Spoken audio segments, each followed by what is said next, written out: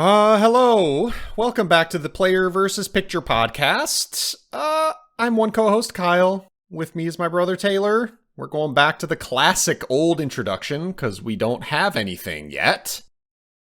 Yeah, we downgraded and up. We put all the we liquidated the budget for the audio and put it all into the thumbnail. Rebranded and downgraded. Mm-hmm. We watched an older movie today. Or whatever, for today. Dude, it's so weird. That movie is 10 years old. Yeah. It's so freaky. Yeah. And that movie that's 10 years old is Sicario, directed by Denis Villeneuve, came out in 2015. We're talking about Sicario today because this movie is a type of movie that for some reason impacted me very greatly. Not for some reason, I know exactly why. We're going to talk about it. But I am blown away by this movie. It's a movie that I like more every time I see it, and I've seen it, half a dozen times. I even distinctly remember watching this with Jake Johnson. All those years ago. I don't remember why we watched it because I think it was just me and him. What's that? I saw this in theaters. Yeah, okay, me too. Yeah, me and Jake saw it in theaters. I don't remember why he was around, because I think at this point he had already moved, and maybe he'll be able to remind me, but this may have been like when he was swinging through to visit, and it was coming out, and we both knew it was going to be good, and we liked Denis Villeneuve, so we went and saw it. But I remember distinctly walking out of the theater after the movie was over, and we both were kind of just quiet, and I remember we got to the car, and we were like, that was a fucking amazing movie. And he was just like, yeah, I really don't have anything bad to say about it. And we were both just kind of like dumbfounded because maybe it shouldn't be as good as it is for me. Of course, I'll be excited to hear what you think about it because I remember you didn't like it when you first saw it years ago. So yeah, I'll be interested to see how you feel. I'm holding all of my thoughts until you get all this off. Yeah, getting my multi-minute long monologue out of here. But yeah, me and Jake, we were like, just decided that it was a great movie because it really is. And you saw it and didn't like it because you had different expectations for what you thought it would be or didn't know or whatever. So now I'll let you ramble on. How'd that go? Okay, first, I have two questions. I guess they're it's one question with two parts. What would you thinking back when you first saw it, what would you give it roughly if you had to think? And then what would you give it right now as of 2025? When I first watched it back in 2015, I was a little more immature and edgy. Stupider. And so I gave it a 9 out of 10 because it wasn't literally perfect. So I gave it only a 9. But now, it's a 10 out of 10 movie for me. Wow. Yeah, I'm genuinely blown away by almost every single second of this movie, and there are some things, just absolutely minor nitpicky things, but that's that type of stuff in my old wise age now doesn't affect my movie ratings that much. Like, I'll spoil it. The sounds of the suppressed guns in this movie are a little bit Hollywoody and laser sound, pew pew, and like that's not what a real suppressor sounds like. But that's not what makes a movie a 9 out of 10 instead of a 10 out of 10. And that's the shit that I used to go like, well, it's not literally perfect, so no. Thank God. I'm glad perfect. You're not one of those people where it's like, anymore. Well, nothing's perfect, so I'm not going to use the 10 out of 10 scale. Yeah, no. Okay, then have a 9-point scale, jackass. Yeah, no, sorry. That's how it works. That shit too. No, that's not. So when I first watched it, I don't know what I thought it was going to be. Is that I think it kind of feels like a thriller in a way that like it isn't in reality. And I don't know how to articulate this, and not to the fault of the movie as much as there's much more about kind of it's much more character driven than I anticipated. Like it's much more about the people in this than just like, oh, how cool is the military shit? Kind of, I don't know. And so when I first watched it, I don't think I really appreciated it very well. I was also a dumb, stupid kid, but like the emotions of this are very subtle and kind of understated, so I think it was harder for me to really latch on, and I don't think I straight up, like, as a media comprehension, I didn't get it the first time I saw it, for sure. I probably would have said, like, I don't know, like a 2 out of 5 because I know objectively it looks really good and sounds cool and it was paced well, but I just didn't give a fuck about the movie. And then when I rewatched it, knowing what the movie is, and I've watched some stuff on the movie, so like not all this is going to be unique to my own brain, so like I don't want any credit for any insightful things I say. If I say anything insightful at all, to be fair, that's a big that might not if. happen. Big if, but go ahead.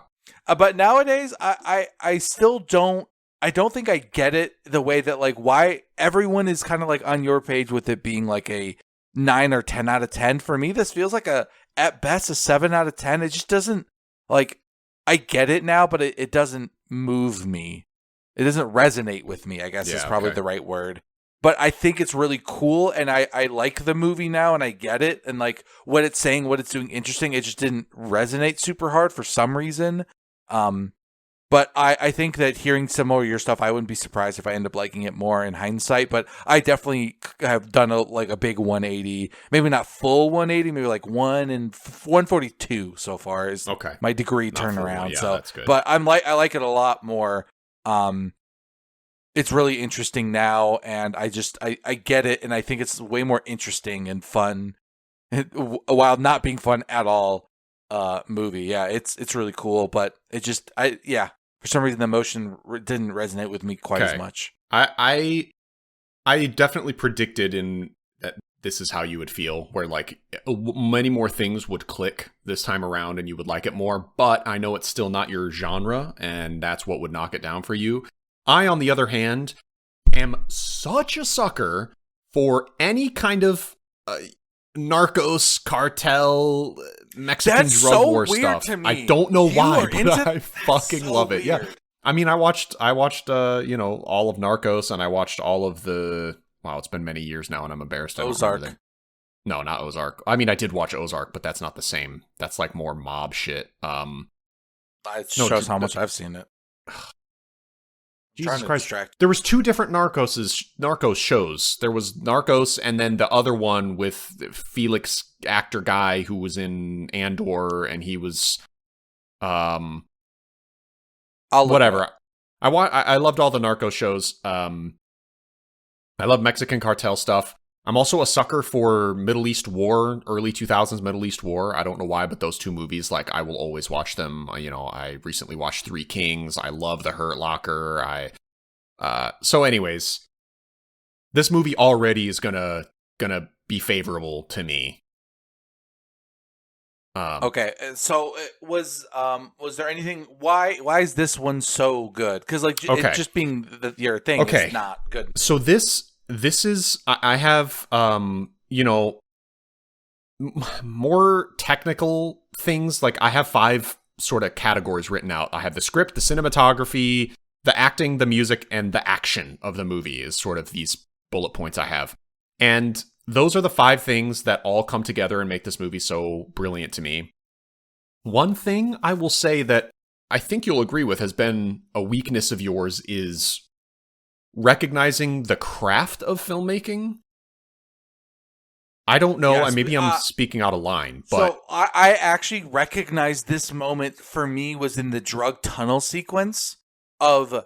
I was, as I was watching this is the exact moment I was like, this is better than I'm appreciating. Like, I know this is way more interesting than it should be for me. Because I kept being like, wow, they couldn't cut, like, 10 minutes of this out? Like, couldn't they've, like, the moment needed to be this long? Like, I get it, it's interesting. So, yes, it still is, you are correct. I have a disconnect sometimes between the craft of filmmaking and, like, enjoying it. I think, yeah, I don't know how to... It would be nice to be able to watch movies together, and I could, like, while it's happening, I could point things out, because this movie reminds me a lot of No Country for Old Men, or even The Departed, where even the shots are interesting. When nothing is happening, I am enthralled by the framing, by the tone. It's kind of mercurial. It's hard to articulate because I'm not that smart, but it's a big thanks to Roger Deakins, who's the greatest cinematographer that's ever lived or probably ever will live, and he also shot No Country for Old Men. But there is there's a quality to how he films, to the lighting that he captures, to the framing. Like, God, I wish I could. It's just it's so intense. The way that I feel like I'm looking through someone's eyes who is feeling something. It's almost hard to explain. Like the shots themselves have emotion to me when I watch these things. I'm just completely absorbed and transfixed by every single shot in this movie. And then there are some that just like blow me away that are so good. Like you mentioned the tunnel scene. Not to interrupt you, but it's more to like the way you describe this is that like I totally, looking back on the movie, feel what you are describing. Like I knew this was a Denny. So are you saying that does he work with Denis Villeneuve? Yeah, often? He did for Blade Runner 2049. He didn't for Dune. Okay. Well, I was going to he did Prisoners as well. I think he did Prisoners, Roger Deakins. Okay, I definitely see it in Prisoners, and I was going to say in Blade Runner 2, there's like this sadness I felt just in like every angle of Blade Runner. Okay. So like when that kind of gets presented, I can like recall it and like kind of snap those pieces together, because I would Brianna asked me this morning at breakfast, actually, what I thought of this movie, and I was trying to think of like what was I going to say about it, and like what I think I like a lot about the movie kind of is enhanced by the way that the movie feels, because the way the emotions driven by the shots of the movie. But I'm curious if I'm going to say anything that's going to be interesting to you, but I didn't want to skip over talking more of the technical stuff, because there's a lot. So my grander point in this ranting is that the way a movie is filmed contributes massively to the storytelling. If it's a tight shot on the face or a wide shot, a panning shot, any kind of movement in the camera contributes to the storytelling. And that is what I've learned and picked up over years and obviously decades of watching movies and loving them so much, is how important that stuff is and how much it connects a movie together. If you have an amateur cinematographer, if you have really boring shots, or if you have shots that are over the top, the canted angle or the Dutch angle, as they call it, is one that is abused by bad filmmakers because it makes a shot interesting even when nothing interesting is happening. But it's a cheat, because if you recognize the Dutch angle and you're like, this fucking scene sucks, and it's just the camera is tilted, they're trying to make it look more exciting than it is. But when you pair something like that with a scene that is actually interesting, then it can amplify the effect, but it can also be too much. It can also be, like I just said, a cheat to try to make something interesting that isn't good, and etc. Whereas a movie like this, it's just so expertly done. And every single scene, even when characters are just sitting in chairs talking to each other, like, I'm just fully absorbed. And that is thanks to Roger Deakins. He's just a mastermind. So that's really the greater point I wanted to make, is how much it contributes to the actual storytelling of a movie as well. And one of my favorite shots in cinema is in this movie. You brought up the tunnel scene. It is the shot where it's a shot of the horizon, the sunset on the horizon, and the sky is just this beautiful sunset rainbow of colors with the red into the orange, into the blue, into the purple of the night, and the below the horizon is pitch black, and the silhouette of all of the soldiers of this crew walking towards the tunnel, and they all get submerged under the horizon. They slowly, one by one, as they walk forward, disappear under the horizon, and the shot ends with just a few seconds of stillness with no one left in frame. All the soldiers have gone into the belly of the beast, and you're just left staring at this horizon of gorgeous colors and blackness underneath. And like that shot, I mean, I'm getting goosebumps describing it and thinking about it. It is, and pair that as well with the music, which I, wanted to mention too, Johan Johansson. Just this thumping, minimal but powerful bass. It's like, it feels like these men are going into the belly of the beast, and it's such an insane shot, and I don't know if they captured it in real time. I wouldn't be surprised if they did, but like, that would be so fucking hard to do. But I would absolutely not be surprised with the how much of a pro Roger Deakins is and Denis Villeneuve are. But that shot, like, literally one of my favorite in cinema history for me. So those are the things that just attachment. Yeah, they just stick to me, and they like, just looking at the stuff gives me this gut punch of a reaction. So that's my ranting about the cinematography, I guess. But I wish I could have noticed something that awesome when I was watching it. Yeah, like, I don't know. Maybe it's because I'm not as emotionally invested. I don't, because, like, that sounds like something I would notice normally, but, like, I just feel like I couldn't see those images in this, and I think it's because I just wasn't emotionally invested as much as logically invested, and my logic brain's apparently a big idiot. Because, like, the way you're describing that sounds, like, incredible, but yeah, I'm like, I would have loved to have seen that in my movie, but yeah. My eyeballs did not have that scene on that, because that's, damn. Well, it's, you know, just like your skill for picking up subtext and pointing out connections that I don't see, you know, like your brilliant deduction of Drag Me to Hell, the main character being a rape survivor. Like, I feel stupid for not noticing that, but I love that you did. And I think, you know, me having these feelings just about shots is a great marriage to you not seeing them. And it does have to do it absolutely has to do with investment in a movie. You know, when I watched this movie, I was sitting on the couch, leaning forward with my arms on my knees, like, the entire time. The movie was it pulls me in. It, like, has this physical force that pulls me towards it. And that's how I am watching, you know, movies that I really love. The Departed, as I mentioned before, No Country for Old Men. I think they occupy similar space to this movie. Maybe not The Departed so much, but just its ability, like, and the editing is a big part of all of this too. You know, this is why I wanted to talk about this movie, but I knew it was going to be scrambled because I love it so much, and my brain is just going to go a million fucking miles an hour.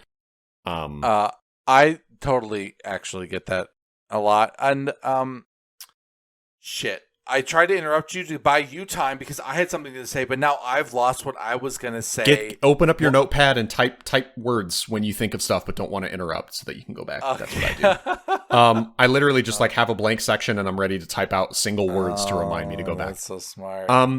There are other shots in this movie too where, and I'm not sure if I'm even interpreting them correctly, but I love them. And this is a Roger Deakins special. It's the landscape panning shots, where he will record just the ground, the earth, from an airplane. And there's a scene in the movie when it's after Kate gets in the private plane with Josh Brolin and Benicio del Toro's characters, and they're flying to El Paso to go, like, kind of start this process of trying to infiltrate the cartel and do their mission. But it's just this... It's a shot of basically the camera must be hooked onto the belly of the airplane, and the airplane, as it's flying over the Texan landscape, it's just these panning shots of landscape. Do you remember seeing those?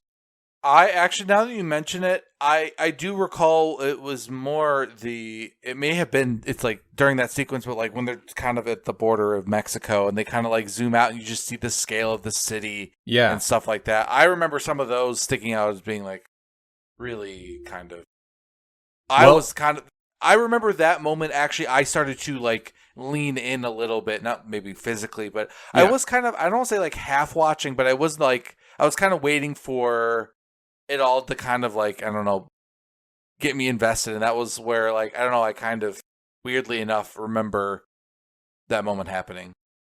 See, well, that's great. I love that. Something in a camera shot got you to click, and you might not even have been able to articulate why, but you saw something and went like, whoa, okay, I need to watch this. Like, that's how I feel every shot of the movie. But those landscape panning shots, he did that in Blade Runner 2049. It basically opens with a shot like that. But my point was, again, to emphasize how much cinematography contributes to storytelling, those shots to me, the landscape shots, they're like beautiful, but they're strange and almost alien. And seeing the landscape go by beneath you, it it felt alien, and it made me realize, like, you know, this is a big transitional moment in the movie of them going to a new place. They're starting this mission. Kate she's still kind of confused at what's happening. She thinks she's going to be getting at the good guys, but she doesn't really know, or getting at the bad guys. But she doesn't even know, like, who the good guys are necessarily. She doesn't know who Josh Brolin really is. She doesn't know who Benicio del Toro is. And the landscape panning shot talks to that, where it's alien, it's transitional, you're looking at something kind of beautiful, but it's strange, you don't really know what's happening, and it's almost an expression of where these characters are going. So, like, that's the type of stuff that I just die for watching these movies. I can't get over how fucking amazing it is. And it's just a shot of, like, the earth moving by underneath you, but you can read into it all those ways that you want. Or you can just kind of go, oh yeah, okay, it's, you know, they're in a plane. That's the shot indicating they're in the plane, you know. Yeah, so I guess I'm just sick, dude. Yeah, I'm trying to pick apart and describe to you what makes me love this movie so much, because I guess that's kind of what started all this. Like, why do you like it so much? It's just this stuff. Every single fucking shot, it does something to me one way or another like that. Yeah, I think it's one of those things that you don't appreciate when it's there, but when it's missing, those are the ones that, like, you can feel when it's not there. Like this kind of, like, attention to detail with cinematography and stuff. I think it's kind of like the unsung hero of a lot of really good work, is it gets none of the credit for bringing that stuff to the forefront, and I think this is a good example of it. So, because you asked me what I love so much about this movie.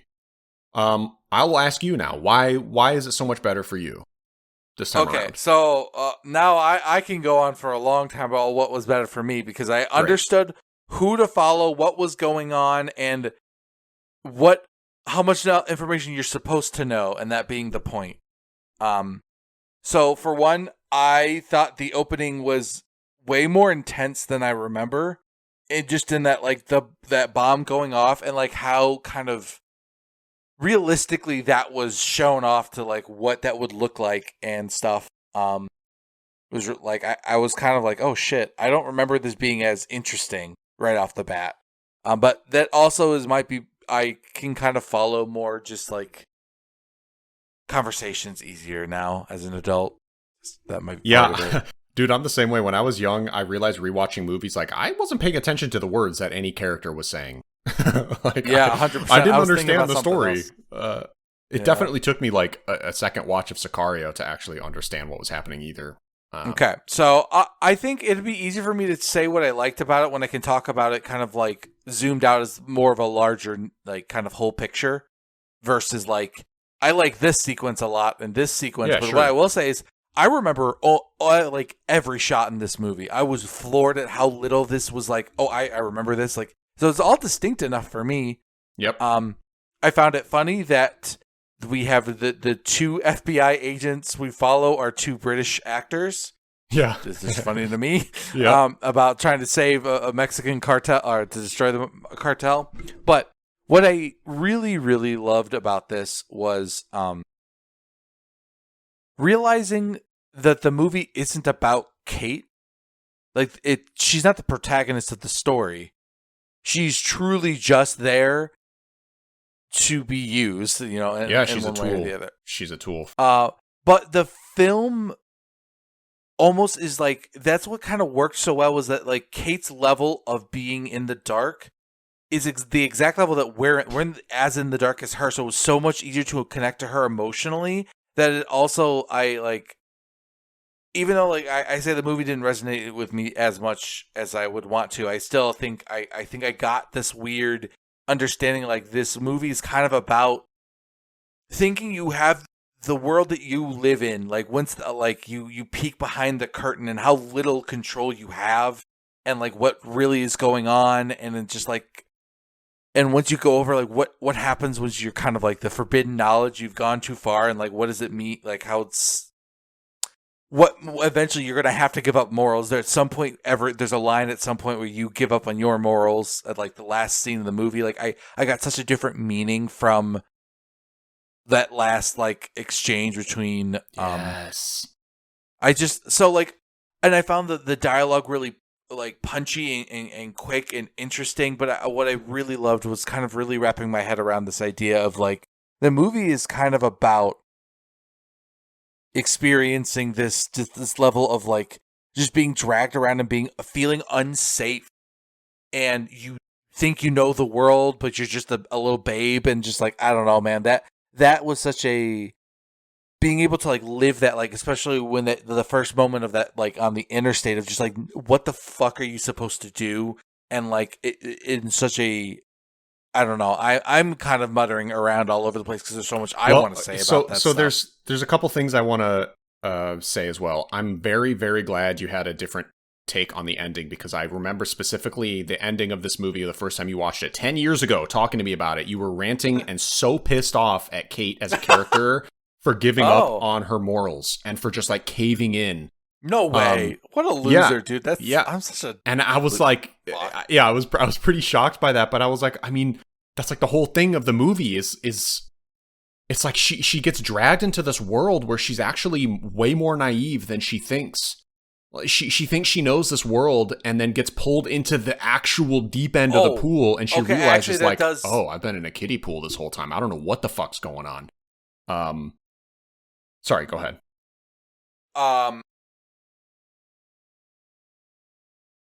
Do it. Crap. Say it. What I also thought was a really like good sense of just like making someone feel. I'm gonna want to talk about the bar scene a little bit more in depth, specifically in a bit. But what I think was an interesting thing the movie does is I lost it again. Damn it. Okay. Damn it. It was gonna be so good. I had it and then I lost it and I had it again. But it's about the way that the movie is is that like everyone around her is always 5 steps ahead of her, but she truly thinks that she is either like in the world like an independent agent, when it's like no choice she ever made was her own choice. Like nothing. Everything was somebody else knew or planned or wanted her. It didn't really matter what her choice was. Like, and it's just that kind of violation of like, you're kind of like, I don't know. That to me was a really like something that stuck out a lot. And I thought was a really cool. It was really hip, dude. It was swag. Yeah. There's, she is a punching bag for this movie. And you feel really bad for her when you get to the end of the movie and you think back on everything that happened to her and what she went through. It's like you said, she was never in control. She was abused. She was, fucking physically thrown around. She was almost killed at one point. She's really just along for this horrible bumpy ride. And how I kind of describe her is she's like a sheep among wolves. Of course, the wolf analogy being an assist from Benicio del Toro's character saying this is the land of wolves and you're not a wolf, Kate. But, it's completely true. Like, I feel like she is a sheep among wolves, but yet she's still the only one willing to fight back and try to stand up for what's right. But she just can't, because she's, in the end, just a sheep. She just doesn't have the ability to do what she wants to do. That was something Lauren pointed out too. She was just like, man, she gets beat up the entire movie. And she gets betrayed by like everybody except her partner back in the world that she knows. Yep. And but he's just as in the dark as she is, and that's the only reason he's able to like, because they need to stick together, but they're the two sheeps among all the wolves, Yeah, because that's what I want to talk about, like the bar scene a little bit, because like there's in some ways like this weird. I thought it was very interesting that like how it was like this about to have sex straight into then running for her life is like almost the exact level of intentional level of unsafe that she's in, that like even in the most intimate, safe moment, she's like, nope, that like, and it can all turn on a second, and like being like she should have died that night easily. Yeah. But it's just one of those things where she just is constantly being betrayed by these people that she thinks she's safe around, and like the guy was vetted by like someone she could trust, and it's just like, yeah, I don't know, like, so she gets beat up in a way that I think I'm almost worse emotionally, in terms of like, how could you interface with normies again in a way, like it just, I don't know. Yeah, it would be really hard to. I thought about that too. I mean, it's the same way with any woman or man who gets sexually assaulted. Mm-hmm. And, you know, she doesn't necessarily get sexually assaulted. It turns into like she wants to have sex with this guy, and then it turns into a fight, which I want to talk about. So let's talk about the bar scene into the apartment scene. But yeah, it made me think, like, how long must that take to regain trust in anybody? Like, that's the type of thing. I don't know. Yeah, I don't know how people do it. But let's go back to the bar scene and start from there, that you wanted to talk about. This is about less than halfway through the movie. Yeah. You know, they're kind of getting put through the ringer. They went through the Kate, Emily Blunt's character, went through the intersection scene where they went into Mexico to pick up a drug cartel lord's brother. Then they're bringing him back to the U.S. side, but on the U.S. side, they kind of get stuck in a traffic jam on the interstate, and there's an extremely good, intense gunfight scene. It's very quick and to the point, which is another reason why I love it. Long, overdrawn shootouts fucking suck. This shit was just tactical and smart. As soon as the guns fired, someone died, and then the fights were over. It was more about who was going to pull the trigger. That's what and like, where are they at in this giant sea of people. Yeah, it was really that's the type of stuff that I think where gun fights are like interesting and exciting, not drawn out, because then you get bored by the time that, like, if people are dying and you're not like kind of on the edge of your seat, then you've done something wrong. That's why after the first John Wick, I was like, okay, these movies fucking suck. This is just video game shit. No, the stakes feel really high. They, you know, in that scene, they're specifically told by, you know, the powers that be, whoever's on the radio, you know, what are the rules of engagement here? And they say you must be engaged to engage. So that means these guys have to get shot at before they can shoot back and respond to these cars full of drug dealers or cartel members that have fucking guns on them. So immediately the tension is spiked, because it's like, holy shit, one of these guys could die immediately before they can even have a chance to do anything about what they're seeing. Spoiler, none of them do die, but it's very intense. It's very scary. Kate almost gets shot. She has to shoot a dude who's dressed up like he's a cop, but he's not. Great scene. Also plays into the gun sounds of this movie are so good. And Ryan's going to be pissed that I'm saying this probably, but they're better than in Heat. Heat is famous. Oh my God. I can't believe you'd say that. Yeah. But no, the gun sounds in this movie are ridiculous. But okay. So after that, then they kind of need a break. Kate and her partner realize that, like, they don't actually know really what's going on. Let's go to a bar and have a drink. It's been a stressful day. So her and Daniel Kaluuya is her partner. Yeah, I wish I remembered his name. His name is Reggie, which I don't recognize even, but I remember him from The Full Effect. Oh, you mean the actor's name? The actor? No, that was throw a call out to a band from high school. Don't worry about it, Kyle. Okay, so the bar scene, Taylor. So they go to a bar. What do you want to talk about here?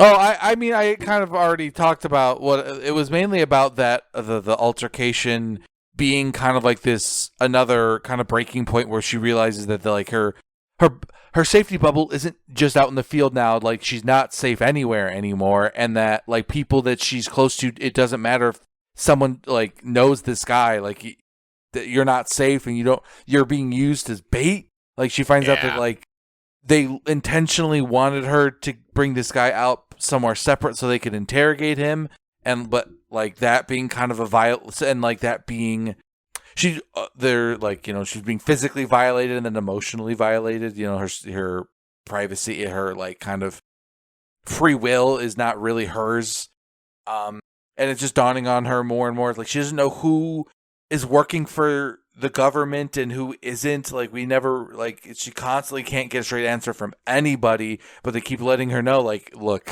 you're going to get the guy who at the top of the food chain. The big bad guys. This is your access to the big bad guys that, you know, because the movie opens with a very intense scene, as you mentioned, of them going, it's in Phoenix, and they go to this house that has just like dozens of bodies hidden inside the walls, and it's being occupied by presumably cartel members. She almost gets shot right in the beginning and has to like dive to the ground and shoot this guy and kill him. Again, you know, no more than like 5 gunshots are fired in this fight. You know, she gets shot at once and then ducks down and fires 2 or 3 shots at this guy, and then he's dead. It's like, but it's super intense. Then, as her crew is cleaning up, they find this shed out in the back, and one of her crew members opens up this door that's booby-trapped, and it blows up and kills probably a couple dudes, incapacitates a few others, and so her team is kind of, like, put through the ringer and dismantled because of this shit happening, that, like, people are dying now, and so then that's how this whole movie starts, is her getting brought into the office and like, hey, do you want a chance to get at the real bad guys that are responsible for today instead of just doing these SWAT team drug busts over and over? And she's like, yes. So that's how all of this happens. I do like they actually write a compelling line on how they convince the point of view character to put herself in danger of being like, hey, we doubled the amount of arrests this year. Are you feeling it on the streets at all? Yeah, are you getting the feeling that we're winning? No. Yeah, and like that's I think a very compelling argument for someone who just lost a bunch of their like people they were very close with because of a coworker, and it's like, oh, the idea would be like, hey, you could do the real thing and make a real difference. And when you see how much the rules matter, maybe not the rules matter, but doing things by the book, like do it the right way matters to her. Like, I am curious as to what the movie is saying about people like Kate. And people like Benicio del Toro's character's name. Like, because that's the thing that I think I struggle with, because it's not saying anything directly about, like, what do you think the movie is saying about people like Kate? Are they good? Are they bad? Should they be willing to give up on things? Or is this, like, saying that their version of the world can't exist? Like, I don't know what the movie is saying. But it's posing lots of questions for her, and certainly makes it look like her wanting to be a good person is just not possible in these kind of wars. Yeah, that's I still struggle with that. Like, yeah, what is the movie saying? I definitely, even just most, you know, when I watched this last week, I did think, like, I understand the characters and their motivations and why certain things happen, but I do have a greater question of what is the point of this? Is it that, you know, you need to make compromises in order to get things done, that you know, you're more naive than you think? I don't know.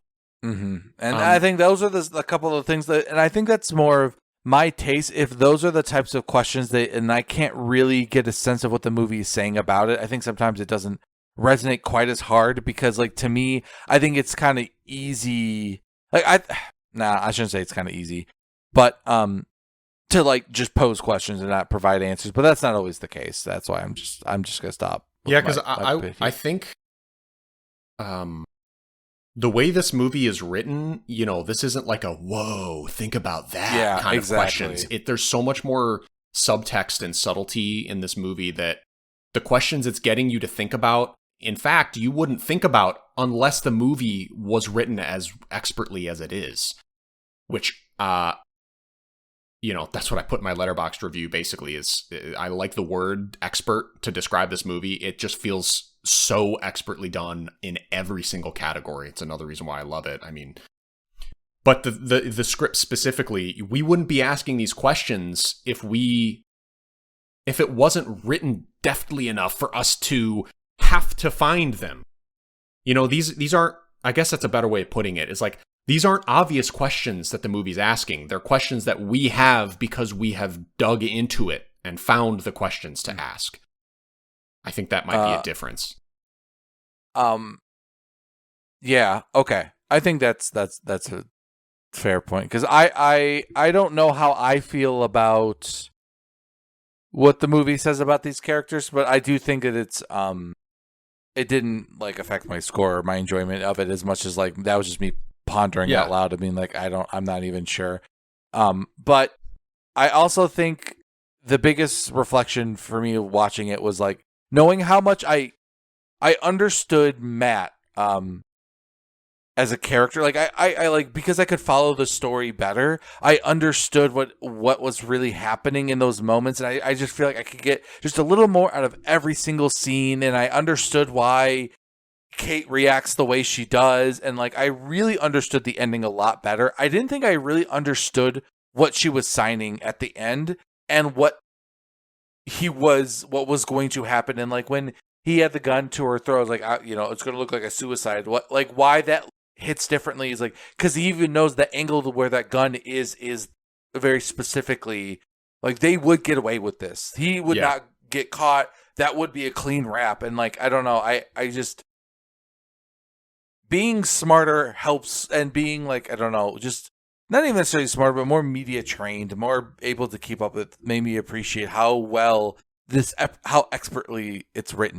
I don't think I picked up how well and tightly, when people say like a script is tight, it's such a stupid phrase that like you throw at something that you like, but you don't know how to define it more specifically sometimes. But like this, to me, I feel like you feel in how quickly the movie moves. Like this movie is a fast 2 hours.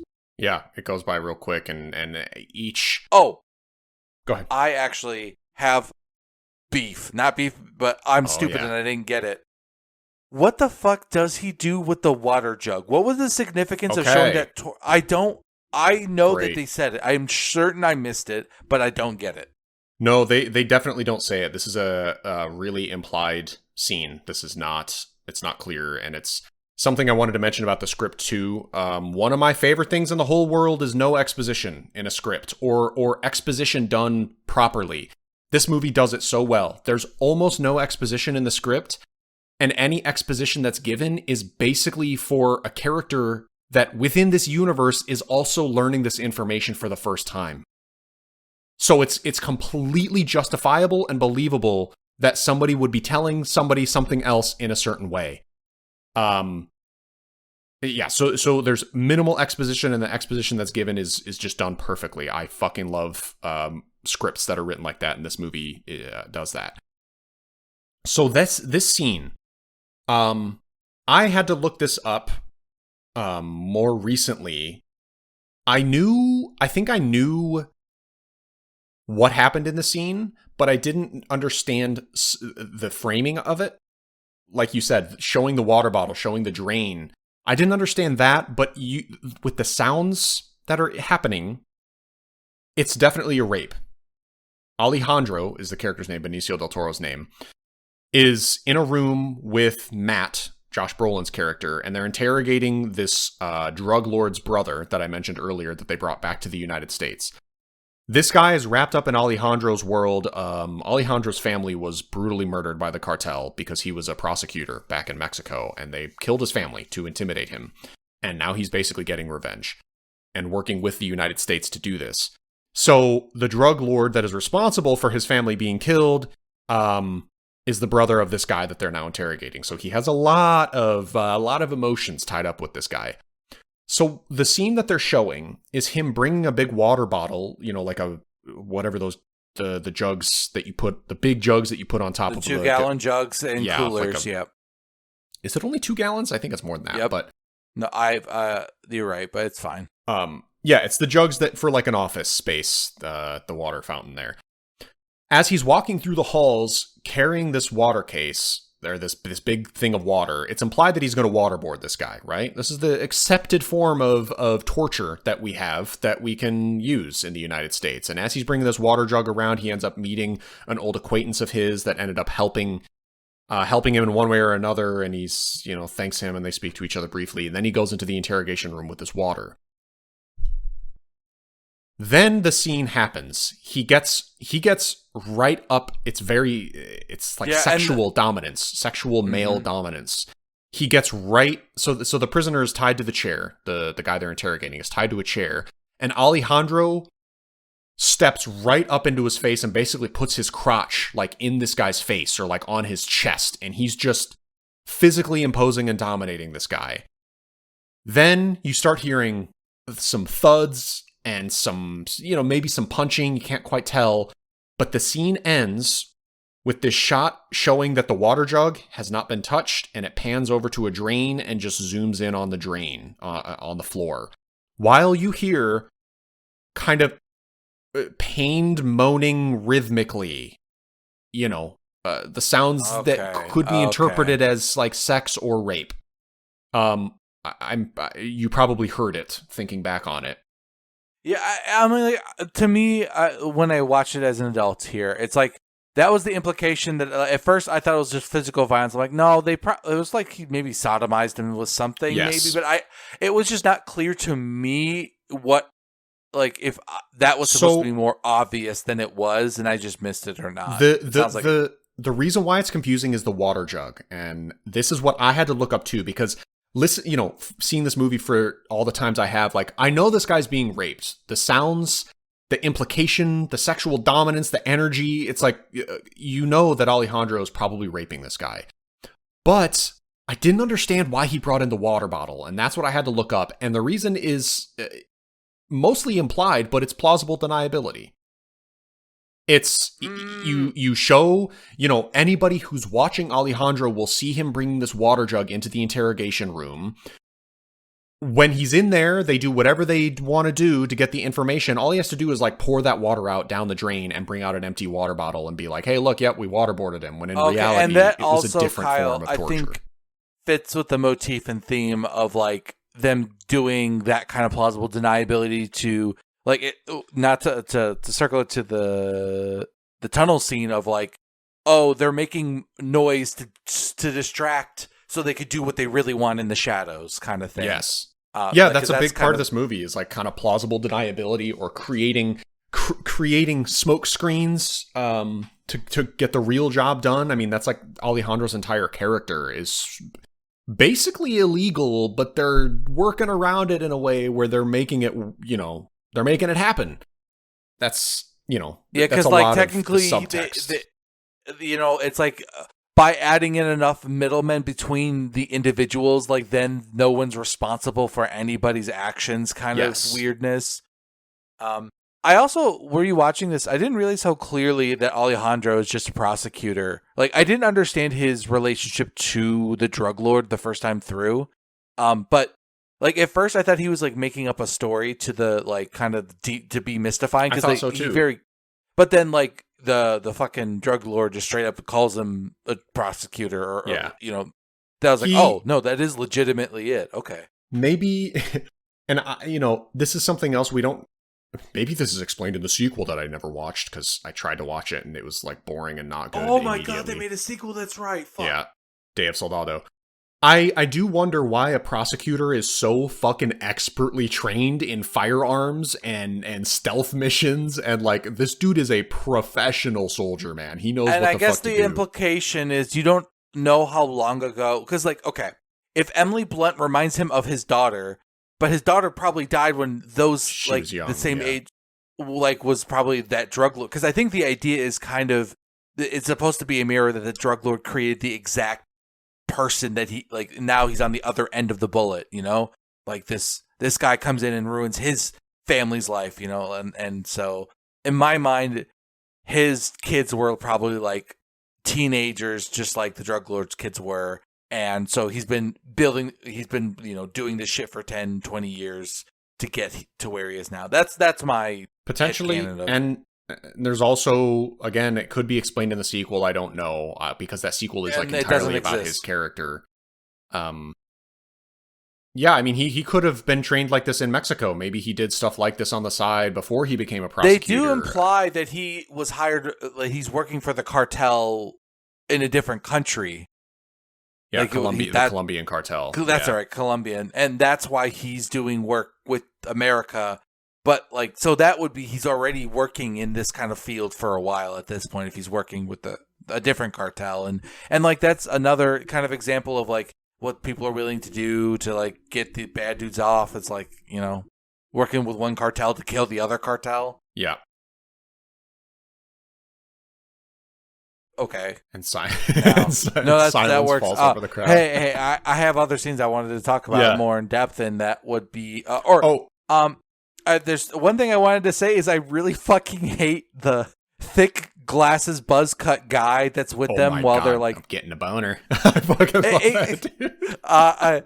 to me, he felt like kind of almost like there's sometimes there are these characters who just make commentary during montage scenes that are like supposed to be like almost like a stand-in for the audience in some ways. Like I don't know how to articulate this. But It's sort of expository, right? Like when they're going into Juarez for the first time and they're driving under this bridge, there's 4 or 5 bodies that are just horribly mutilated hanging from the bridge, and Kate is just kind of mortified by this because even in all her experience with the SWAT team busting doors down, she hasn't really seen this level of brutality.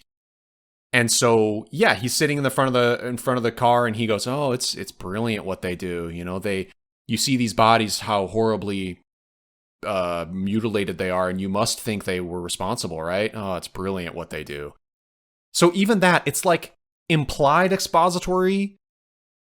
It's to inform Kate, who is visibly shocked by what she's seeing. So he's kind of telling her what that is, but also implying that like these people could have been innocent. You have no idea. So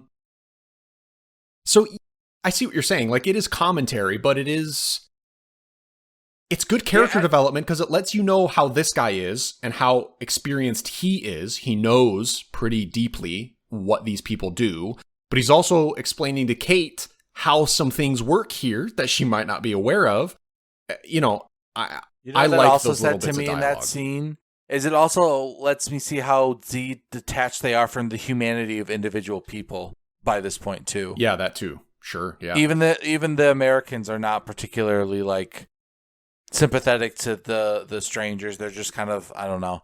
But I think that's intentional. I don't think that's necessarily an accident. Yeah. Because but I found Matt's character very interesting. I don't know necessarily why the military likes him because he just seems kind of like a weirdo. He gets shit done, man. Yeah, that's true. I guess, and we don't have to talk about anything else except the ending is the only other like sequence that I feel like I have anything. There's one scene I want to talk about. As we mentioned it before, you talk about the bar scene. So at the bar, Kate kind of hooks up with John Bernthal, who makes a nice little cameo. Yeah, I forgot here. that it's he not was a in cameo, this. but he's a very small character. And but he's fuck great. that! What was funny was watching it. I got mad, and Bree was like, "What are you mad about?" I'm like, he's got too much muscles. Like he needs to like chill. Yeah. It was just like with that shirt. I'm like, I don't like this. It's annoying me. He has like such a thick neck too. You can just see Yeah. he's like he's kind of like muscle incarnate. Yeah. So Kate and him are kind of basically gonna hook up, right? They have a connection at the bar, and then they go back to her apartment. And because of an earlier scene, they find out that the drug cartel people use this specific color of like bracelet band to tie money together, rolls of money that they're depositing at the bank. When they're back at the apartment, things are getting a little hot and heavy. John Bernthal, who is a Phoenix PD, he's part of the police department for Phoenix, Arizona, pulls out, he's like emptying his pockets onto the table because they're about to, have sex. And hell yeah. as he throws his keys and some shit on the table, one of those exact same wristbands is on the table, and Kate spots it out of the corner of her eye. And she immediately, is like, oh, fuck, this guy's wrapped up with the cartel. So she gets real tight and anxious, and she's like, wait, hold on. And she kind of backs up, and he seems caring. He's like, oh, I'm sorry, was that too much? Like, I didn't want to do that. I'm sorry. Then he sees the wristband on the table and looks at her and sees that she's like aware of what that is. And now he is like, uh-oh, maybe we're in trouble because now she knows that I'm wrapped up in this. And this leads to a physical altercation that is one of the best physical altercations I've probably seen in a movie. It is. Oh, tell me more. I liked it, but I want to know why. Every single action is so believable. It feels so fucking real. I love how strong Kate seems, but in the end, of course, gets overpowered by this muscle incarnate, as we were just talking about. Like, he's bigger and stronger than her. But the way the scene escalates, the actions that play out, it's not fighting, but it is fighting for your life and fighting back. The ebb and flow of this is so real. Like it starts off with her backing up and getting really anxious and kind of scared, and he's closing the distance between her, and he's like, Kate, what's going on? Kate, whoa. Like, he's trying to kind of grab her arms, and she keeps pulling her arms away from him. She eventually gives him this huge shove, like just pushes him away, like right at his chest. And it looks like she's really pushing him, and he's really getting knocked back. She turns and tries to grab the gun off of her countertop to either shoot him or defend herself in some way, but she's trying to get the gun. And as she grabs the gun to turn to him, he closes the distance and grabs her arm. Now, this specific scenario, this is something that happens in movies a lot, where you'll see somebody grab a gun and they do a real slow, big, wide movement with their arm to give the stunt person or whoever time to like grab it. And it looks very unrealistic when you clock it. Which it happens a lot in movies that just maybe don't have a cinematographer like Roger Deakins who knows how to capture details perfectly and execute it in the editing and all of these things that combine into, you know, how perfectly filmed this movie is. But those are the types of things, these sort of like big dramatic movements for the camera, where in this case, it's super tight, it's quick. Everything that happens is it feels real. That's really why, you know, I might have said that earlier, but it feels so real. The way she grabs her gun, tries to pull it out, right as she's about to pull it out, he grabs her arm to block the gun. He twists her arm back. She ends up firing a shot into the wall. The way the shot reverberates and echoes in the apartment is like, it just punches you. There's so much bass and it's so loud and realistic. And, you know, the way he ends up tackling her and trying to choke her, and the way she's pressing on his face and grabbing his hair to like rip on him. And like, it just really looks like she's fighting for her fucking life. And it blows me away every time I see it.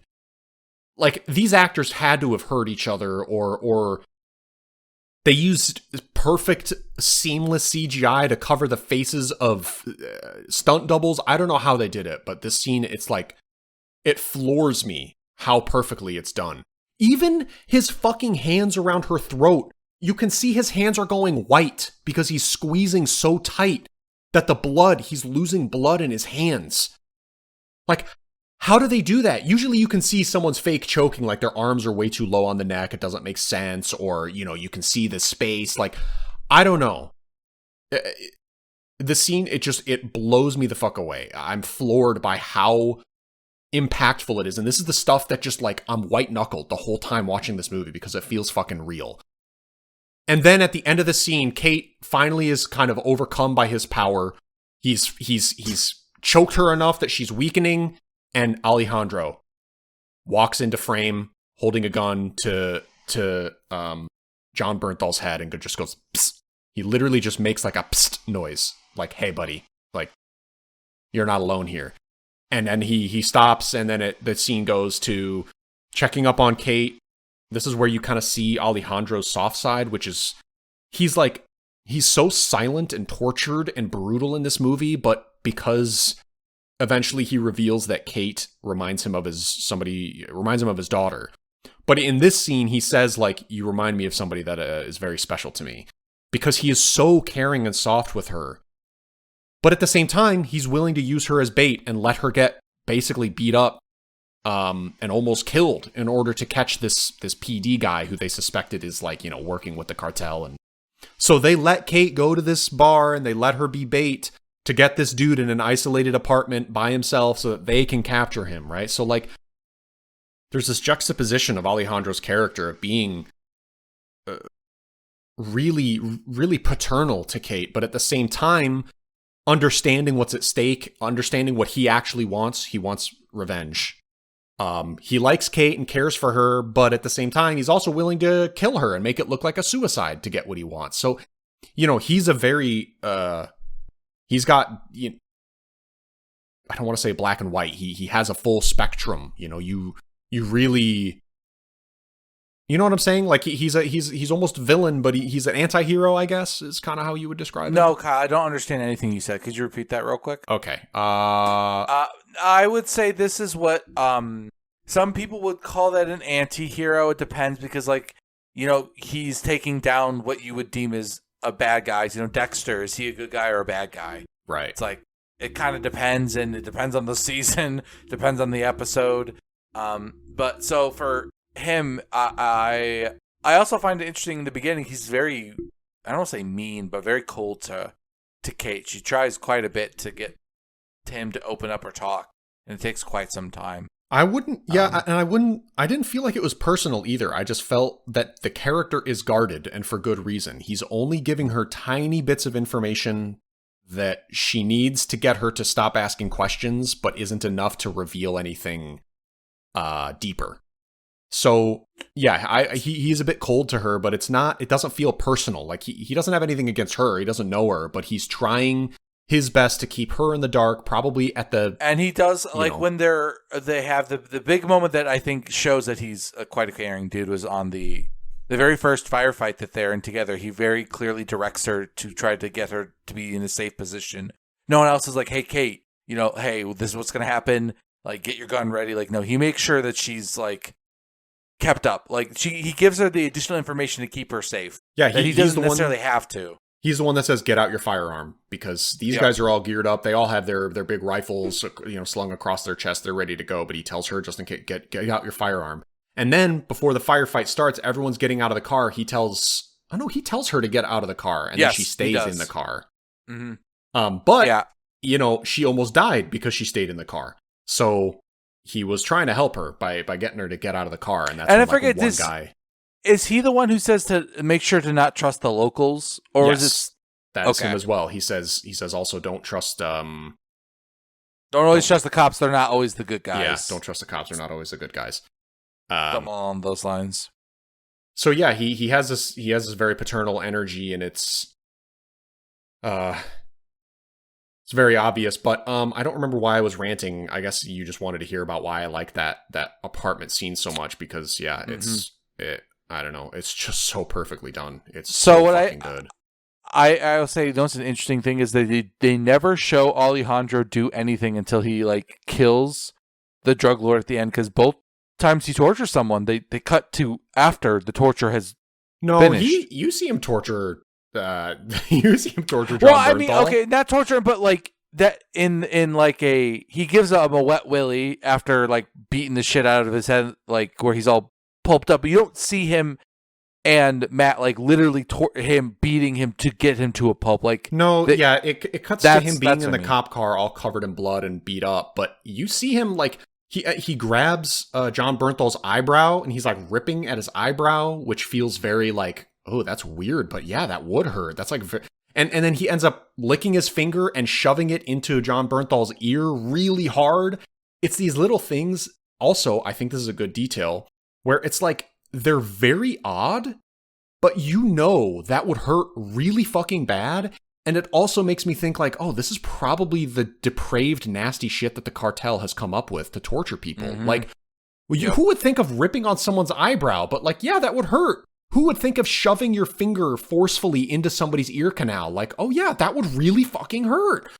You see him do that. He gets in the car, he presses his elbow into his stomach and his crotch area, demanding that he tells him who's working with the cartel. Like, yeah, you see him get real physical with John Bernthal. Okay, I think you're right. I guess what I imagine, like, because they don't show him punching him. Yeah. It's more like the full physical violence. Like, he shows the little torture, but not the big torture.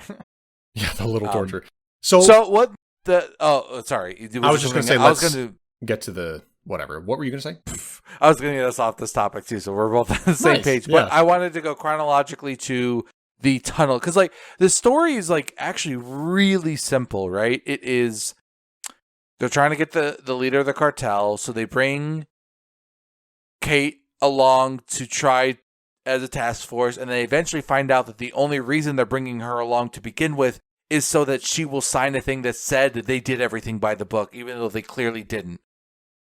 That's the story. Well, there's also, they need a domestication agency attached, quote unquote, which is what is the actual reveal. And that's the only reason she's brought along, is because she is part of the FBI, which because Matt is part of the CIA, right? Homeland Security, I think. Department of Defense, whatever. Oh, yeah, whatever yeah. that He's is. a CIA, SOG officer, whatever that is. But they're not allowed to, like, go over the border unless they have a domestication agency attached. And Kate, being with the FBI, allows them to do this. So she is, from the start, literally just used as a pawn. They couldn't care less what she actually does, how she participates.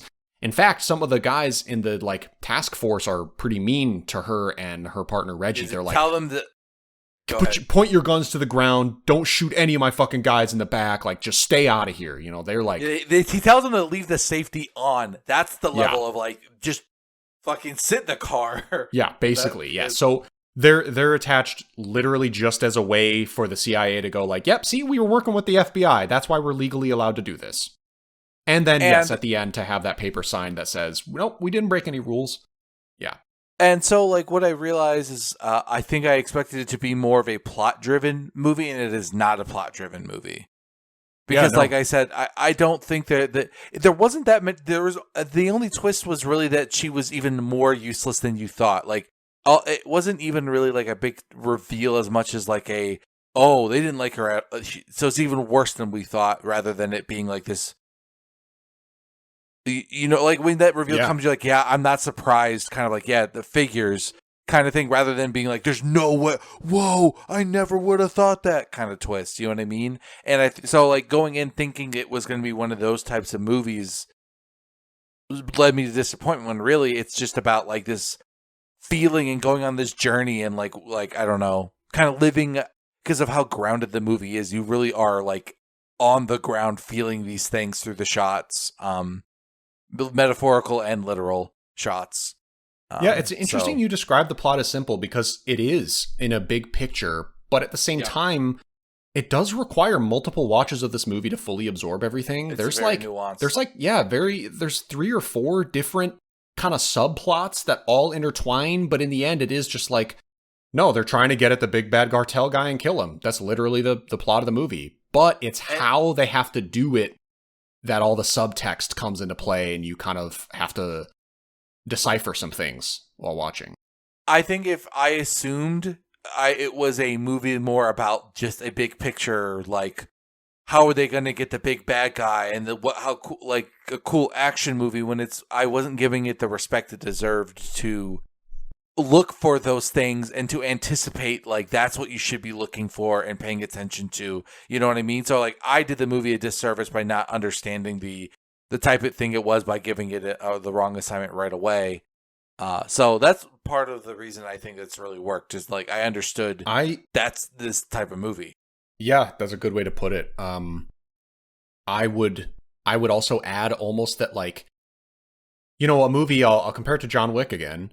A movie like John Wick, the story is simple because it's an excuse to have a bunch of action in it. Yeah. Yes. That's why it's simple, so that you can have a bunch of these set pieces of dudes shooting guns at each other.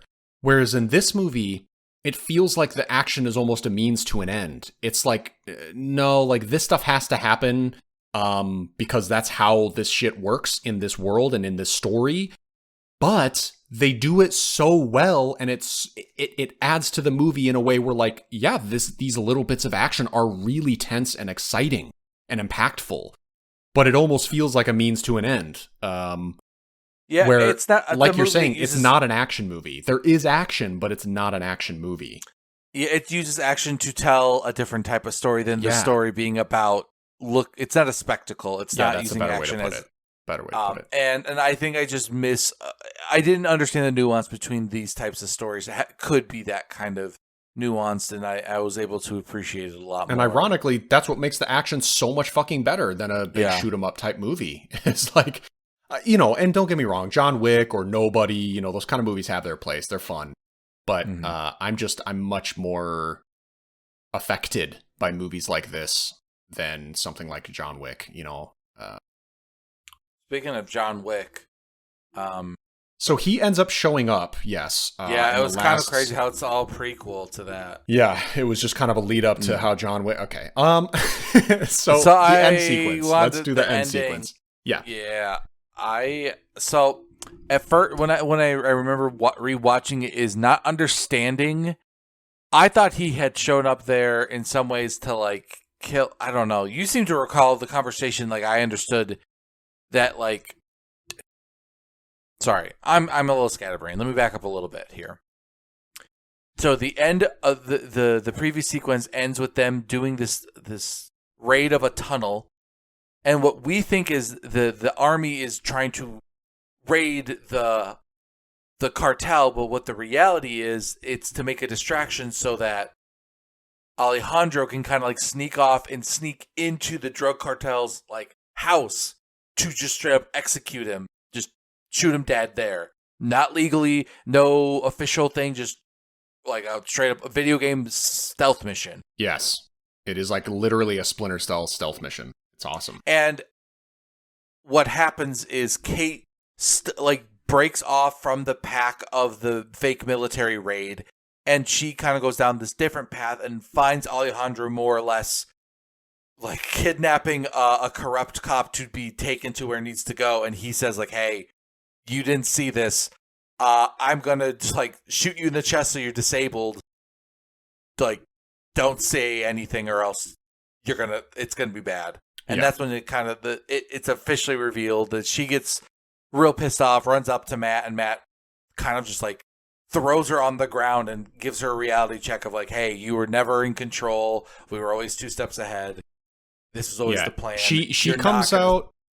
Yeah, so you described it like Alejandro sneaks through the tunnel. Instead of her following her partner Reggie, he actually turns into a tunnel to go, return fire. She kind of looks where Reggie went and goes, "Nah, I'm not going that way," and turns to go towards Alejandro, who she kind of spots further down a tunnel. Yeah, follows him, sees something she shouldn't. Alejandro shoots her twice in the chest with a pistol because she knows she has Kevlar on, and it just flattens her out because, as we know over the years, like, getting shot with Kevlar, I'm pretty sure is like getting hit with a fucking sledgehammer. So, he basically puts her down and is like, don't point a gun at me again. Go back to where you were supposed to go. She comes out of the tunnel furious and punches Matt in the face immediately. So that's when he responds by like tripping her, pressing her down, and kind of holding her and like making her calm down. And she's like, I'm going to tell everybody what you did. I'm not the person that you're going to hold all this up on. Like, I'm telling everyone. I'm talking. And then, as you said, he kind of gives her a reality check and is like, no, you're not. This is how we get at the bad guys. This is how we actually win. What you're doing, like, doesn't do anything. This is the stuff that needs to happen to have a real victory. Alejandro, this is when it's revealed how his family was killed. You don't know what happened to Alejandro's family. You just know he doesn't have them anymore. And he's like, they cut off his wife's head and then they put his daughter in a vat of acid. Yeah, that's what we're dealing with here. And she's like, oh my fucking God, one of those things where she's been a punching bag the whole movie. And it's like, you feel really bad that she's a punching bag, but the stuff that's happening, and because she's a punching bag, like, kind of good stuff in the grand scheme of things is happening. It's tough. It's like you really feel for her, but you also, in the same way that she understands, like, fuck, this fucking sucks. But like, yeah, I guess they are. They're kidnapping drug cartel lords. They're killing these guys that are really important. Like, okay, I guess. Like, it's a somber movie, man. You feel bad. So the tunnel sequence, that's what happens when she comes back out and kind of learns the real truth of everything. What I found very interesting that we didn't talk about before the actual ending is how much time they dedicate to that corrupt cop that they eventually reveal is like, that's why, because they show this scene of this family in Mexico, just like this boy wanting to hang out with his dad who puts like alcohol in his coffee. Not alcohol.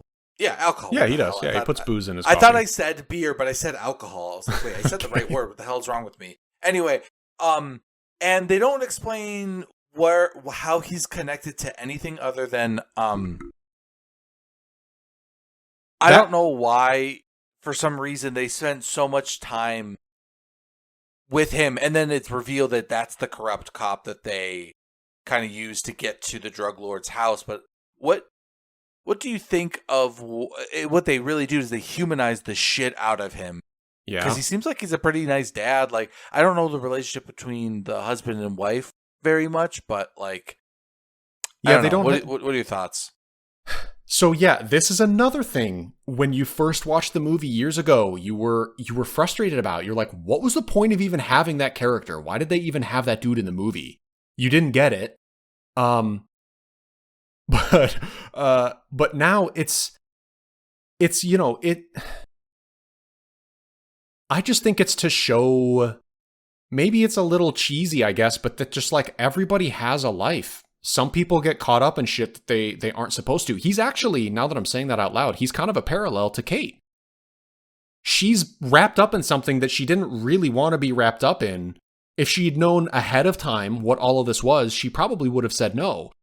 And I assume the corrupt cop is the same way because, like, he clearly loves his son. He watches his soccer games. He jokes around with him. Yeah, he puts some booze in his coffee in the morning to deal with the shit he's dealing with, and you can see his wife is concerned about him. She gives him these looks of like, man, I really wish you wouldn't do that. They don't have dialogue together really, but you can tell they're a small but relatively functioning family, and they do care. But then it's revealed later that Benicio del Toro sneaks through the tunnel, and at the other end of this tunnel, this cop is the one that's like transporting drugs for the cartel. But he's not happy about it. He's pretty scared when Alejandro makes an appearance. He's like, hurry up, because they can hear the gunfire in the tunnel before Alejandro shows up. And they're like, hurry up, like, just get rid of all this shit, let's go. He's scared too. So I get the feeling that he's been pulled into a world that he doesn't want to be in, but he doesn't really have a choice. And that's kind of where Kate is as well. And then in the end, yeah, Alejandro uses this guy in his cop car to go chase down a drug guy. And then Alejandro ends up killing this dude. Just kind of shoots him. Yep, back of the head, a walk. Yep. So another thing where you're like, wow, okay, Alejandro isn't really a good guy. He didn't need to kill this dude, I don't think. But I guess because the dude saw Alejandro's face, maybe he And it's also this idea of he hates people who work for that cartel. I mean, they're working. Now, what I also think that, what's very interesting about this movie is there are two corrupt people that they show, and they kind of humanize both of them because John Bernthal is only bad because of his association with the cartel. Because, like, even when he's tortured, like, he's not being, you know what I mean? Like, they both, like, they're kind of like, man, they're not perfect people. And when you hear why he was doing it, it didn't sound particularly, like, cruel. And it's just like these people making, like, what they think are just, like, mistakes that they don't realize are rippling out beyond them. But two separate characters, they kind of, on the corrupt side, that show that aren't just like evil and are just like kind of lavishing in the chaos. It's all muddy, it's all, which is usually what makes the best stories. It's things that make you go like, I see this and that, but because of this or that, okay, yeah. The guy who's on the revenge quest, you're kind of like uncomfortable with, like, you don't know what he's capable of, but like that's normally the person you're on the, rooting for on their side. So I don't know. And the thing is, I am rooting for Alejandro. It is very, the climax of the movie, which we'll get to just in a second. Hold on, guys. We'll get there. Yeah, that's what I had to tell my wife. Okay. A little compliment to yourself. You last way too long. Damn. No, it's because I can't figure out how to get her to climax. It doesn't very work. difficult. Okay, it's very complicated. Yeah. Completely lost my train of thought. You stupid fucker. That's what she said too. Get it? Oh my god. This is really helpful. What were we talking about? Fuck, man. The ending of we're trying to transition over to the end of the movie, as far as I was aware. Yeah, I think I was going to talk about Alejandro's character some more, but that you still root for him like a weirdo? Yeah. I mean, when you hear what happened to his family, you would understand his level of vengeance seeking. So yeah, the climax of the movie is the Splinter Cell stealth mission. That's just awesome. Did I say Splinter Cell? I think I did. Splinter Cell. Mm-hmm. Yeah. So he ends up getting into this big mansion, kills a few security guards, and gets to the table where this drug cartel lord is eating dinner with his wife and his two sons. One looks to be like probably 10 or 11, and one's maybe like 13, 14. Yeah.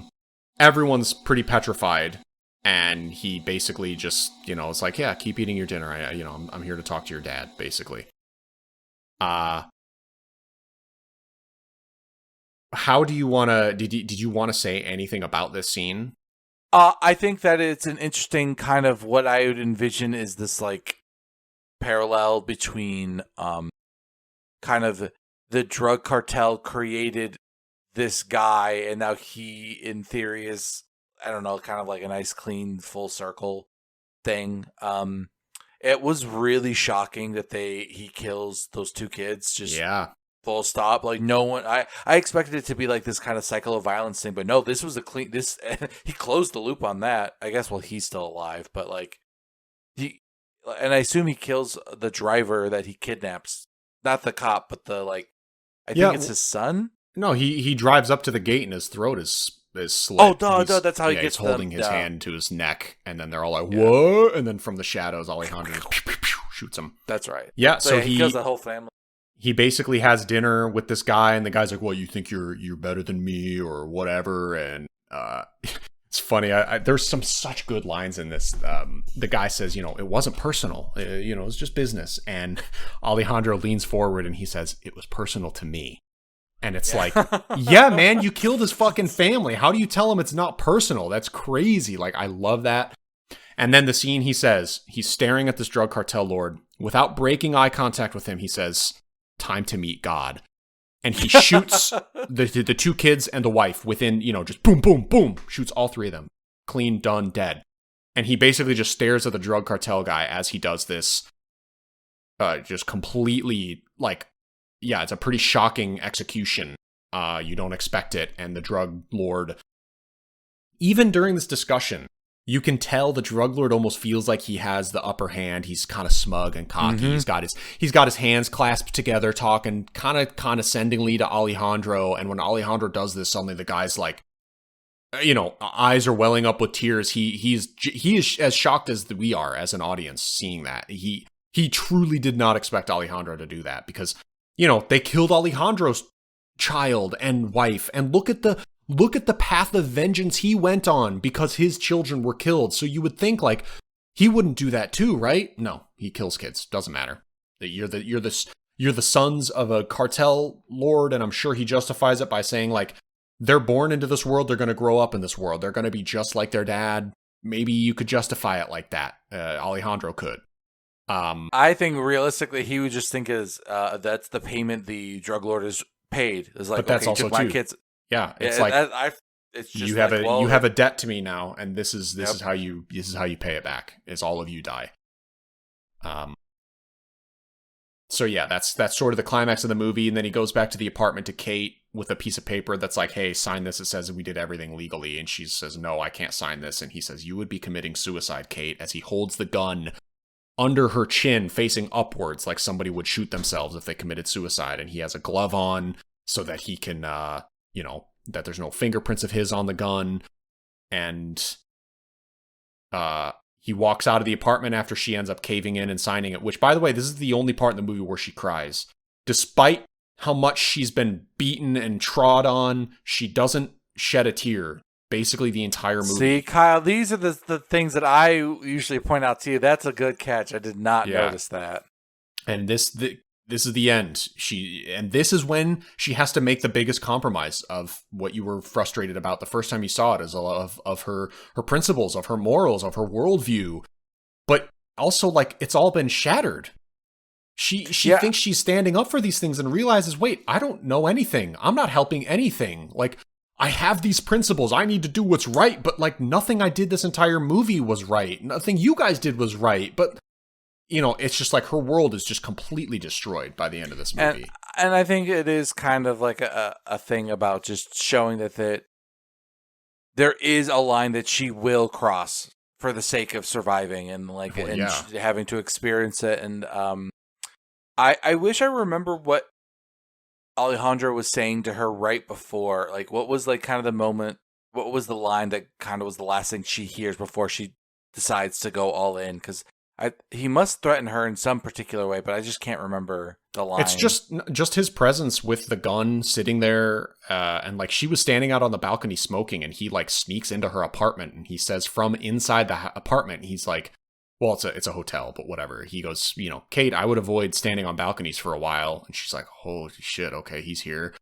And when she walks in, she sees him holding a gun with a glove on, and he gives her a piece of paper and says, sign it. And she's like, no, I can't sign it. So then he goes over, sits down, points the gun at her, says, you'll be committing suicide, Kate, sign it. And that's when she kind of breaks down and shakily signs the paper. And then he says, it's a little bit longer than, because like it takes a bit, but then he gives her, I guess, the opportunity to not die is his gift in some ways. But so then after she does sign it, he like disassembles the gun that he, brought or whatever. It's her gun. Oh, it's her gun. That's right. And that's why it would seem even more like a suicide. It's her gun. And then he walks out of there, and then she either reassembles it or has a spare. Yeah, no. And, so that's when he says the great line that is, oh shit, sorry, this is the land of wolves now, Kate, and you're not a wolf. And then he walks out. He actually says he says you should move to a small town where the rule of law still exists because this is the land of wolves now, Kate, and you're not a wolf. Really great line. And yeah, he disassembles the gun and kind of throws the pieces down. And as the shot cuts to a kind of outside wide shot where you see him walking through the parking lot and you can see her balcony from the parking lot, there is an audio cue. You can hear her reassemble the gun. You hear a couple of click clacks. So she picks up the pieces, puts the gun back together. And then, yeah, as you were saying, points the gun at him. He turns around and kind of just like more or less what I envision is kind of like a, hey, look, if you want to. Yes. Yes, he fully gives her the opportunity. He submits. He goes like, he probably knows she won't. Of course he knows she won't. But yeah, he like catches her pointing the gun at him, and he turns and looks at her and just turns to square on face her. Like, yeah, I'm right here. Okay, do it. Why don't you think she does it though? Because she's not a wolf. Yeah. Okay.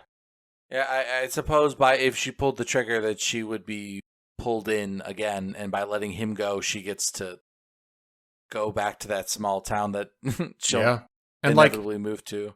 She thinks she's doing good in her job, and she's following the rules, and she's being correct and right and proper.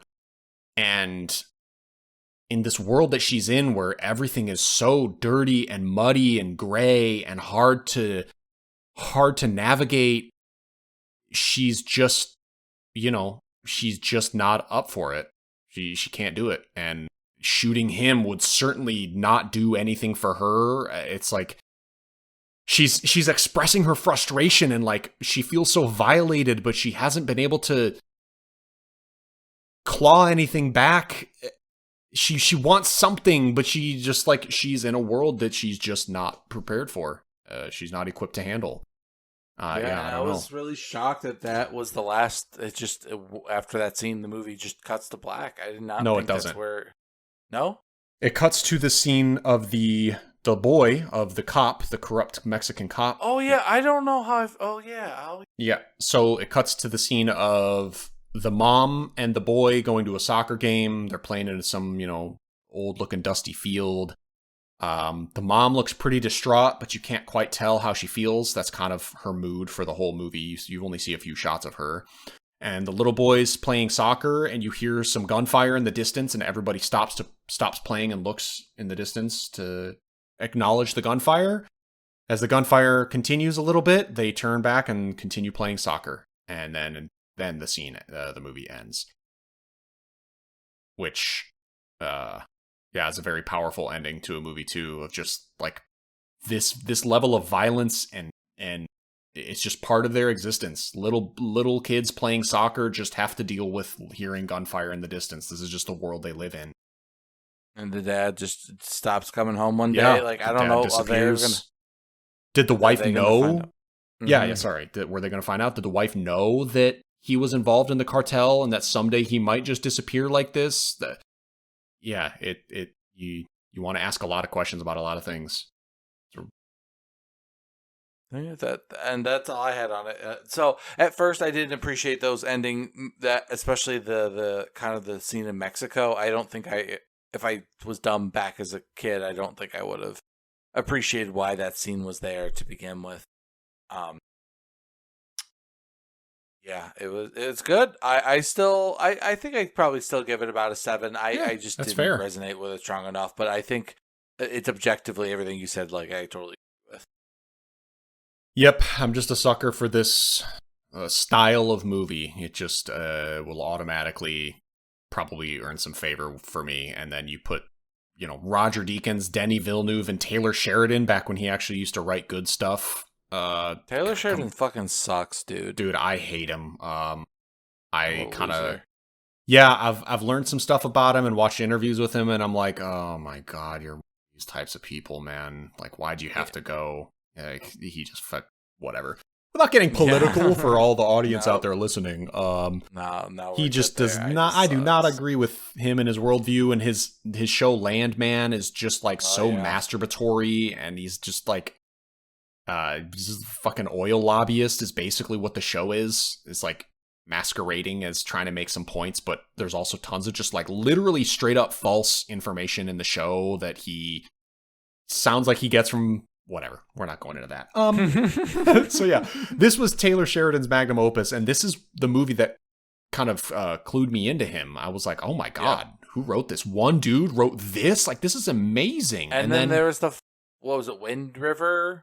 Yeah, which was very solid too. I haven't seen that in Yeah. many years, but I really liked that one. He also wrote Hell or High Water after this. That movie is amazing. Oh, Extremely wow. good. So like, yeah, he was on a real streak. And then yeah, he was responsible for Yellowstone, the TV show. I didn't watch it, but I've heard really good things about it. Look, I think So Kevin Costner's is automatically bad, so I just don't agree with you. yeah. Sorry, man. And I swear to God, if it's because Mom told you that it's good, then you need to get yourself No, to I it. mean, I'm sure she's watched it. And I think she's watched it and liked it, but I mean, critically, it's very well received. Yeah. Yellowstone is, but I never watched it. So, anyways, yeah, it was like it's that dude. It's Taylor Sheridan's magnum opus, and then you pair it with probably the best living director today. Maybe Fincher's probably better, but Paul Thomas Anderson too. Whatever. Denis Villeneuve's up Oh, there. did you Um, see Paul Thomas Anderson's new movie? No, One Battle After Another. I really want to, but I didn't want to commit to a 3-hour movie theater experience. So I think I'm gonna save it. My local movie theater shut down, so I Oof. don't even. Yeah, my closest theater now is like 30 minutes away instead of 5. Damn, like the old days when we Yeah, lived in Seneca and had to. Yeah. I literally was telling Brianna that's exactly what it's like. Is when we had to go up to Peru for a good movie theater because you could go to Ottawa, but that thing's a rundown piece No, of shit. it was Morris. Morris had a movie theater, but it was still. Oh, sure. 30-minute They were roughly drive. the same distance. Yeah, they were Yeah. close enough, but Yeah. So yeah, Cool. Sicario, man. So it's a phenomenal movie. Everyone working at like the absolute top of their craft. It's a pretty unassuming movie, I think, based on the description and the, you wouldn't assume the movie hits as hard as it does for me anyway. That's why I was, opened up saying, talking about me and Jake seeing it, where we were like, holy shit, what the hell? Like, it's just a kind of crime thriller movie about the cartel, and it was like, had this much impact. Wow. So yeah, I love it. Love it, love it, love it. I like it once. That's it. I Okay. just like it. Perfect. Thanks for listening, y'all. TTYL. Bye bye.